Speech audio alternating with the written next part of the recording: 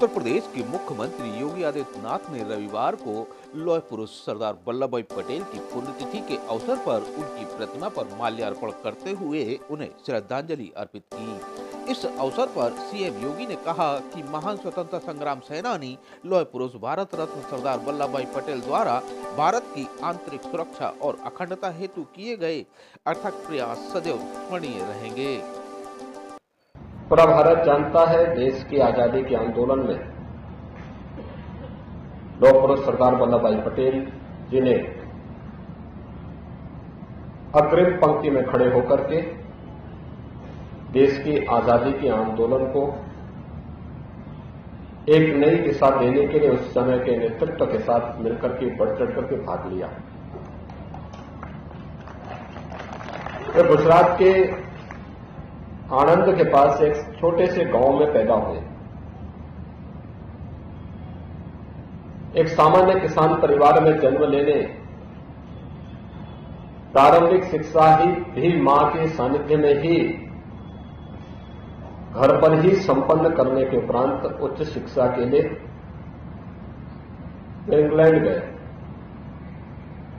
वहां से लॉ की उच्च शिक्षा प्राप्त करने के उपरांत भारत आए, लेकिन देश के अंदर आजादी का आंदोलन उस समय चरम की ओर बढ़ रहा था।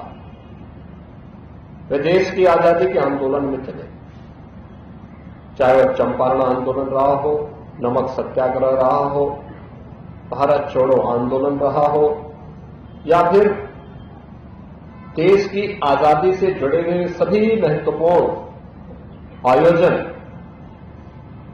उन आंदोलनों में बढ़ चढ़ करके भाग लेकर के भारत छोड़ो आंदोलन के दौरान उन्हें जेल की यातना भी झेलनी पड़ी थी।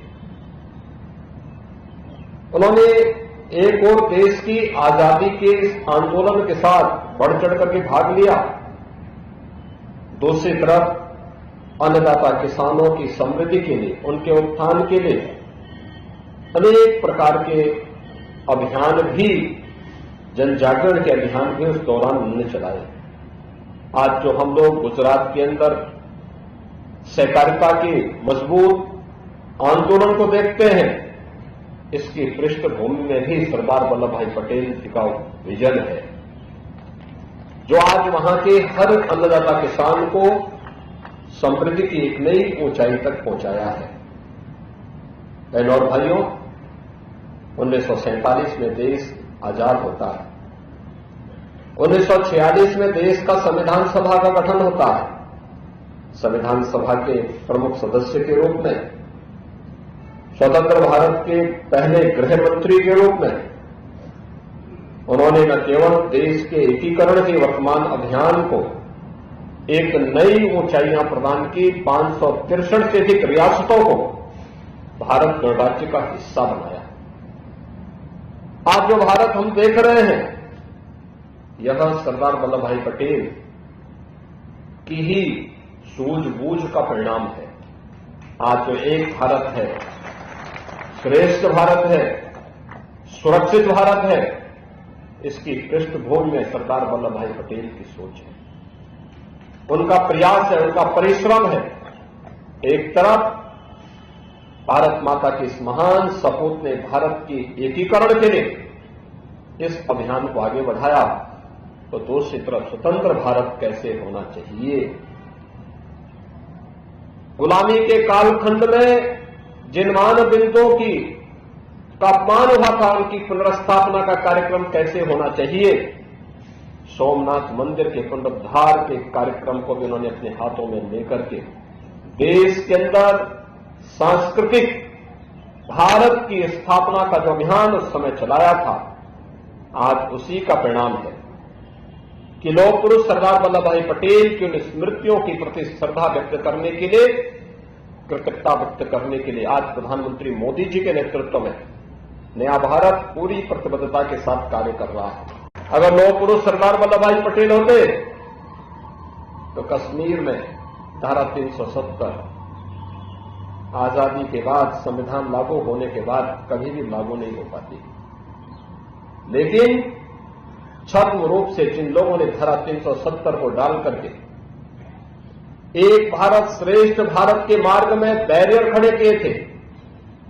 हम सब आभारी हैं प्रधानमंत्री मोदी जी ने 5 अगस्त 2019 को कश्मीर में धारा 370 को सदैव के लिए समाप्त करके आतंकवाद की नींव को सदैव के लिए समाप्त कर दिया। आज अयोध्या में राम जन्मभूमि पर भगवान राम का भव्य मंदिर, ये उसी नए सांस्कृतिक भारत का एक अभिन्न हिस्सा है जिसका शुभारंभ 1948 में लौह पुरुष सरदार वल्लभ भाई पटेल ने सोमनाथ के मंदिर से प्रारंभ किया था। आज के इस अवसर पर भारत माता का यह महान सपूत 15 दिसंबर 1950 को अपनी भौतिक काया से हमारे बीच में नहीं रहा। पूरा देश स्तब्ध था।